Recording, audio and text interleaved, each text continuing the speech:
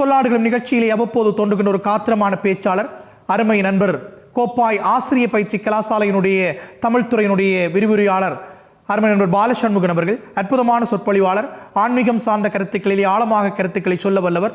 அதற்கு ஒப்பாலே தமிழ்துறையிலே பாண்டித்தியம் பெற்றவராக கருதப்படுகின்ற ஒரு இளையவராக நாங்கள் பார்க்கின்றோம். அவருக்கு அருகிலே சொல்லாடுகளும் நிகழ்ச்சியிலே தேவைப்படுகின்ற பொழுதெல்லாம் அந்த தலைப்பினுடைய கனதிகரிது நாங்கள் அழைக்கின்ற அருமை ஆசிரியர் நண்பர் செந்தூர் செல்வன் அவர்கள். உடுவில் மகளிர் கல்லூரியுடைய உயிரியல் துறை ஆசிரியர்.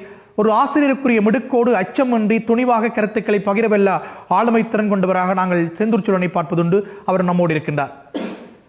அவருக்கு அருகிலே யாழ்ப்பாண பல்கலைக்கழகத்தினுடைய உயர் பட்ட படிப்புகள் பீடத்தினுடைய உதவி பதிவாளர் அருமை நண்பர் பிரணவன் அவர்கள். உயர் கல்வியல் கலைக்கல்லூரியினுடைய பொருளியல் மற்றும் அரசியல் துறையினுடைய விரிவுரையாளராக கூட இருக்கக்கூடியவர். அவரும் காவியமாகவும் திரைப்பட பாடல்களுடைய எடுத்துக்காட்டுகளோடு ஆழமாக பேசவல்லவர். கண்ணதாசன் மீது அதிக ஈடுபாடு கொண்டவர் நம்முடைய பிரணவன் அவர்கள். வலதுபுறத்திலே ஆசிரியர் நண்பர் கைலநாதன் அவர்கள். அராளி சரஸ்வதி வித்யாலயத்தினுடைய ஆசிரியர், கம்மங்கழகத்தினுடைய செயற்பாட்டாளர். அதை தாண்டி ஆன்மீக சொற்பொழிவுகளில் இன்றைக்கு இருக்கக்கூடிய இளைய சொற்பொழிவாளர்கள் மத்தியிலே அடையாளப்படுத்தக்கூடிய ஒருவராக நாங்கள் கைலநாதனை பார்க்கின்றோம். ஆலயங்கள் தோறும் அவருடைய சொற்பொழிவுகளால் நிறைந்திருக்கக்கூடிய காலம் இந்த காலம். அவருக்கு அருகிலே நண்பர் துசிகரன் அவர்கள். யாழ்ப்பாண போதனா வைத்தியசாலையினுடைய மருத்துவ ஆய்வுக்கூட தொழில்நுட்பவியாளர். தொழில் சார்ந்த ஒரு விஞ்ஞானத்துறையிலே சுகாதாரத்துறையில் பணியாற்றினாலும் ஆழ்ந்த இலக்கிய புலமை மிக்கவர். யாழ்ப்பாண கம்பன் கழகத்தினுடைய தலைவராக இருப்பவர். இலக்கியத்தையும் விஞ்ஞானத்தையும் இணைத்து பேசவல்லவராக நாங்கள் துசிகரனை பார்க்கின்றோம். நிறைவாக கவிஞர் வீரா அவர்கள். கவிஞர் வீரா உலகம் முழுவதும் அறியப்பட்ட ஒரு கவிஞராக பார்க்கிறோம். அண்மையில் கூட சுவிட்சர்லாந்து நாட்டிலே நம்முடைய ஈழ மண்ணில் இருந்து ஒரு கவிதை குழுவை அழைத்து சென்று ஒரு கவியரங்கத்தை சிறப்பாக அரங்கேற்றி இருக்கக்கூடியவர். பல பக்க பரிமாணங்களை கொண்ட ஒரு ஆளுமை மிக்கவர். ஆழ்ந்த ஆன்மீக புலத்தை மெஞ்ஞானத்தோடு விஞ்ஞானத்தை சேர்த்து இணைத்து சொல்லக்கூடிய ஆன்மீக ஆற்றல் மிக்கொருவராக நாங்கள் அதை பார்க்கின்றோம். இந்த 6 பேரோடு நாங்கள் சேர்ந்து பேசக்கூடிய தலைப்பு இதுதான்: அமைதியான இலங்கை, சிந்திப்போம், செயற்படுவோம். அனைவருக்கும் வணக்கம். இந்த பட்டியலை தாண்டி இன்னும் கொஞ்சம் முன்னுக்கு போகலாம் என்று நான் நினைக்கின்றேன். 1800 சொச்சங்களிலே முதலாக மிகப்பெரிய ஒரு கலவரம் நடைபெற்றது. அது நான் நினைக்கிறேன் பௌத்த கத்தோலிக்க கலவரம். அதற்கு பின்னாலே மீண்டும் ஒரு கலவரம் வந்தது. முதலிலே வந்தது மதக்கலவரம் என்று சொன்னார்கள். பின்னாலே வந்தது 1915ஆம் ஆண்டு சிங்கள முஸ்லிம் கலவரம். ஆக மிகப்பெரிய கலவரங்கள் தென் பகுதியிலே ஆரம்பித்தன. அங்கே ஆரம்பிக்கப்பட்ட கலவரங்கள் தொடர்ச்சியாக கைலநாதன் அவர்கள் சொன்னது போல வளர்ந்து கொண்டே போனது. ஆக ஒரு நல்ல நாடு அல்லது ஒரு நல்ல அரசியல் அல்லது நல்ல தலைமைத்துவம் இருக்கின்ற ஒரு இடமாக இருந்தால் ஒரு கலவரத்துடனேயே அந்த கலவரங்கள் அடங்கி இருக்க வேண்டும். அதற்கான நல்ல தீர்வு ஒன்றை முதலாவது கலவரம் அல்லது இரண்டாவது கலவரத்திலேயே அமைத்திருக்க வேண்டும். ஆனால் கலவரங்கள் தொடர்ச்சியாக நடைபெற்று கொண்டு வருகின்றன, இன்று வரையும் நடைபெறுகின்றன. அதுவும் சாதாரண கலவரம் அல்ல.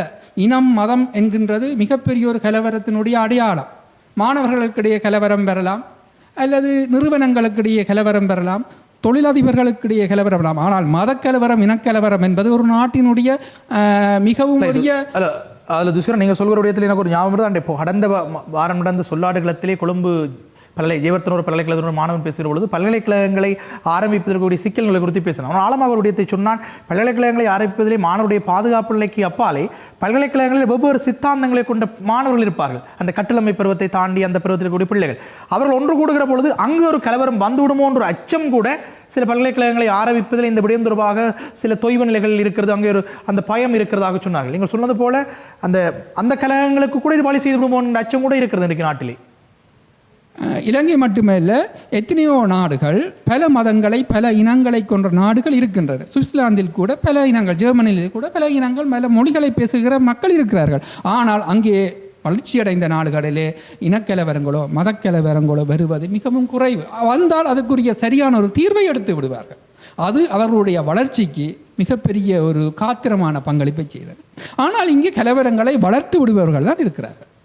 அதுதான் நமது நாட்டினுடைய வளர்ச்சிக்கு மிகப்பெரிய சவாலாக இருக்கிறது. எத்தனையோ வல்லவர்கள் நல்லவர்கள் இருந்தாலும் ஆனால் அதை தவிர்ப்பதற்கு ஒரு துணையாக இல்லாமல் அதை வளர்ப்பதற்குரிய வழிகளையே இந்த தலைவர்கள் வளர்த்து கொண்டிருக்கிறார்கள் ஒரு புறம். மற்றது இப்பொழுது வருகின்ற இந்த கலவரத்தால் வந்த சில நடைமுறைகள் அனுகூலமாகவும் இருக்கிறது, பிரதிகூலமாகவும் இருக்கிறது.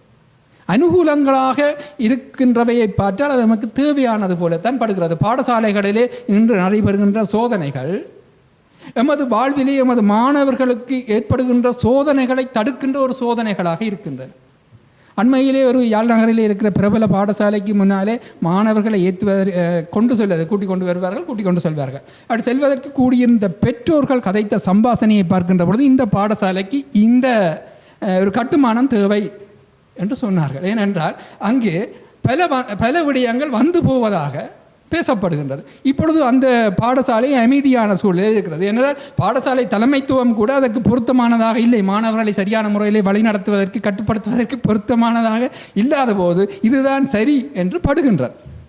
ஆக எந்த அதிபராவது இன்று சொல்லியிருக்கிறார்களா, எமது பாடசாலை மாணவர்களை நாங்கள் பார்த்துக்கொள்வோம், அப்படி ஏதாவது தவறு நடந்தால் நான் பொறுப்பு என்று சொல்லக்கூடிய ஒரு ஆணித்தரமான அதிபர்களோ ஆசிரியர்களோ பாடசாலையில் இல்லை.